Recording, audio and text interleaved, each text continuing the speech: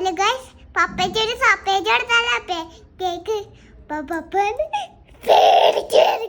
എന്തിനാണ് കേക്ക് കൊടുക്കുന്നത്? ആരാ ഹാപ്പി ബർത്ത്ഡേ?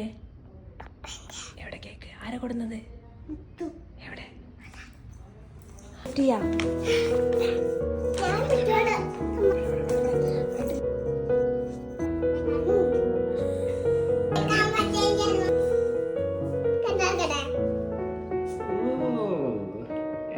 എന്താണ്? എന്തിനാണ് എന്തിനാ നമ്മള് കേക്ക് വാങ്ങിച്ചേ? ആര്?